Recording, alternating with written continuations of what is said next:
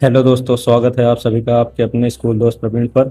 आज हम लोग क्लास 10th यूपी बोर्ड का बहुत ही इंपॉर्टेंट सवाल पढ़ने वाले हैं। तो चलिए शुरू करते हैं। एक नगर में, तो क्वेश्चन दिया है, एक नगर में टैक्सी के भाड़े के नियत भाड़े के अतिरिक्त, मतलब एक शहर है जहाँ पे एक टैक्सी चल रही है जिसमें एक नियत भाड़ा मतलब फिक्स रेट, नियत भाड़े के अतिरिक्त चली गई दूरी पर भाड़ा सम्मिलित है। मतलब जैसे मान लीजिए किसी शहर, कोई नगर है, वहाँ पे एक टैक्सी चल रही है, तो वहाँ पे मतलब एक नियत भाड़ा लिया जाता है। जैसे आप टैक्सी बुक करेंगे तो तुरंत आपसे एक अमाउंट लेगा, उसके बाद जितने किलोमीटर आप चलेंगे उसके बाद उसका अलग भाड़ा लेगा। ठीक है। तो कह रहा है 10 किलोमीटर दूरी के लिए भाड़ा 105 रुपये है तथा 15 किलोमीटर के लिए भाड़ा 155 है। तो नियत भाड़ा प्रति किलोमीटर भाड़ा क्या है? मतलब ये पूछ रहा है कि नियत भाड़ा और प्रति किलोमीटर, मतलब जितने किलोमीटर चल रहा है उसका भाड़ा क्या है। तो इसमें ये पूछ रहा है। उसके बाद इसमें इसी में दूसरा क्वेश्चन भी पूछ रहा है, कह रहा है एक व्यक्ति को 25 किलोमीटर यात्रा करने के लिए कितना भाड़ा देना होगा। मतलब एक आदमी है, वो 25 किलोमीटर जाएगा, तो पहले नियत भाड़ा और प्रति किलोमीटर भाड़ा निकालेंगे, फिर हम 25 किलोमीटर उसका यात्रा करने में कितना भाड़ा लगेगा ये बताएंगे। ठीक। तो चलिए शुरू करते हैं। यहाँ पे डालेंगे सोल्यूशन। देखो, हमको तो ये भी नहीं पता नियत भाड़ा क्या है और प्रति किलोमीटर भाड़ा क्या है, तो हम इसको क्या करेंगे, मानेंगे। ठीक है। जो चीज हमको निकालना हो ना दिया हो तो उसको मान लिया जाता है। तो माना नियत भाड़ा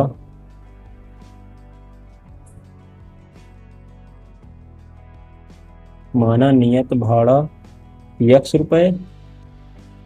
ठीक। माना नियत भाड़ा x रुपये तथा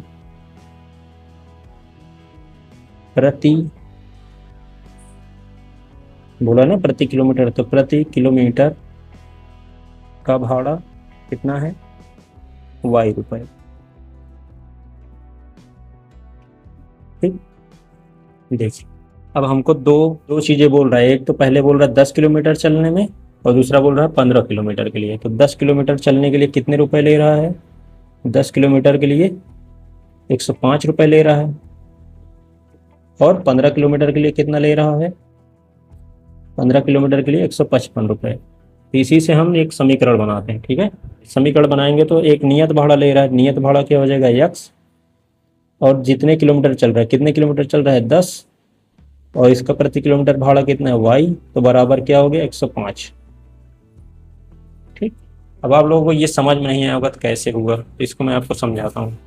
देखिए, मान लीजिए कोई शहर है और वहाँ पे प्रति किलोमीटर भाड़ा, मतलब जैसे आप कोई टैक्सी बुक कर रहे हैं या ऑटो ले रहे हैं, तो वो आपको बोलेगा कि मैं 50 रुपये लूंगा, आप चाहे जितने किलोमीटर जाओ। मतलब आप अगर 1 किलोमीटर गए या नहीं गए, आप बुक भी करेंगे सिर्फ 50 रुपये में। ठीक।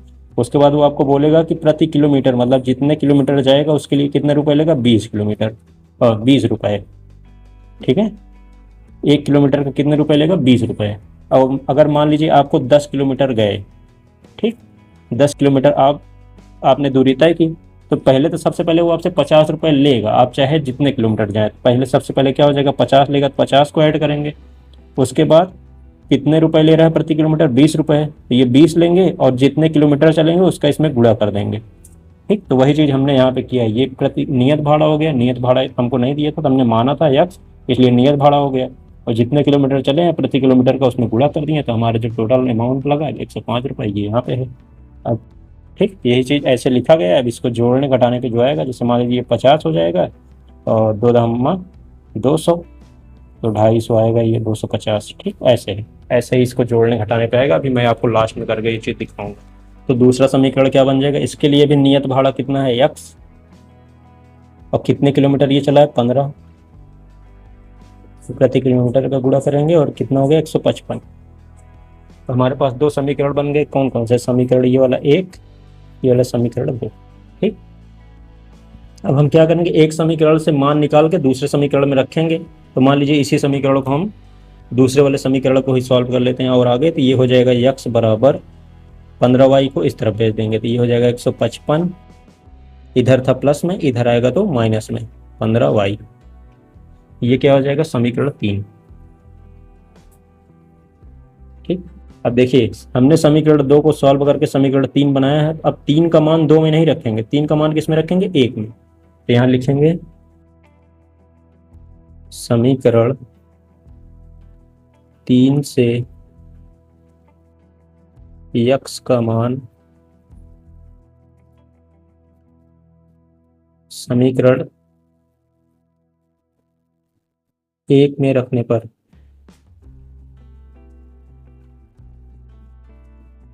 ठीक, 1 में रखने पर यहाँ देखिए समीकरण 1 कौन सा है, ये वाला। यहाँ पे यक्स के जगह पे क्या रखेंगे, 155 माइनस 15y। तो यहाँ पे यक्स के जगह पे हो जाएगा 155 माइनस 15y, और यहाँ पे अगला क्या है उसके बाद प्लस 10y, और पूरा कितना है 105 रुपये, 105 हो गया। ठीक, अब इसको हम आगे सॉल्व करते हैं। देखिए 15y में से 10y घट जाएगा, तो यहाँ पे तो ये 155 का 155 हो गया, 15 में से ये जाएगा कितना, और हमेशा चिन्ह किसका लगता है, जो बड़ा होता है, प्लस माइनस घटता है और चिन्ह हमेशा किसका लगता है, जो बड़ा होता है। तो ये बड़ा है 15, तो इसका चिन्ह क्या है, माइनस, इसलिए ये लग जाएगा। अब 15 में से 10 जाएगा तो 5y, 5y बराबर 105। ठीक, अब देखिए 155 को इस तरफ भेज दीजिए, तो यहाँ हो जाएगा माइनस 5y बराबर 105। अब ये 155 इधर आएगा, इधर था प्लस में था, इधर गया तो क्या हो गया माइनस, माइनस 155। अब मैंने आपको पहले ही बताया प्लस माइनस आपस में घटता है, इधर वाला तो यही रहेगा माइनस 5y बराबर, ये दोनों आपस में घट जाएंगे, तो 5 में से 5 गया 0, यहाँ 5 में से ये 5 जाएगा तो 5। ठीक, और चिन्ह किसका लगता है, जो बड़ा होता है, बड़ा कौन है 155, इसलिए यहाँ पे क्या लगेगा माइनस। तो यहाँ पे हो जाएगा, अब 5 को इस तरफ भेजिए, तो यहाँ पे ये है माइनस 50 बटे माइनस 5। अब ये कट जाएगा, इसको काट देंगे, 5 दहम्मा 50, और ये माइनस से माइनस कट गया, तो y बराबर कितना हो गया 10। ठीक, अब ये y का मान जो हमने निकाला है, इसको हम उठा के किस में रख देंगे, समीकरण 3 में।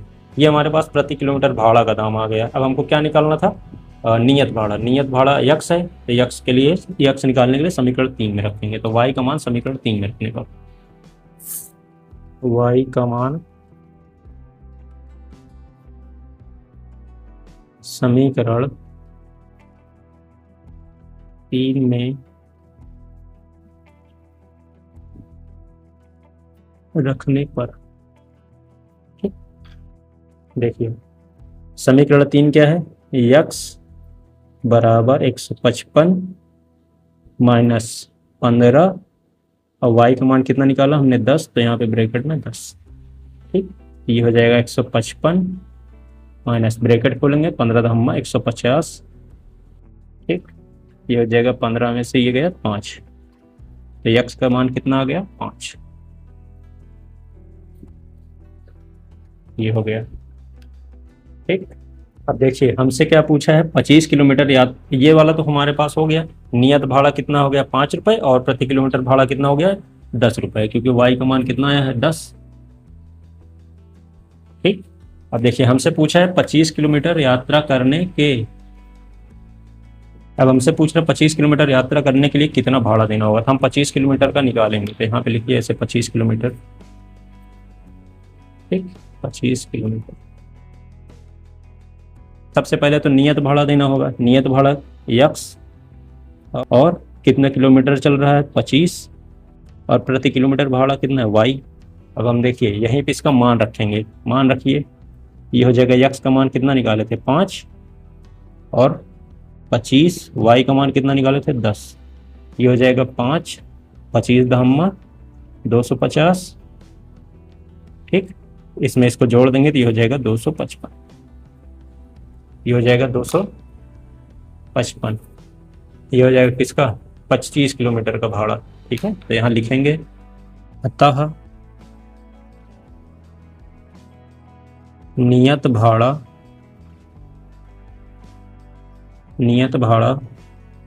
5 रुपये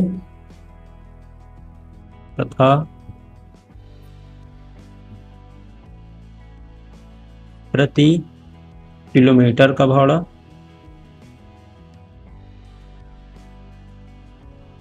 10 रुपये।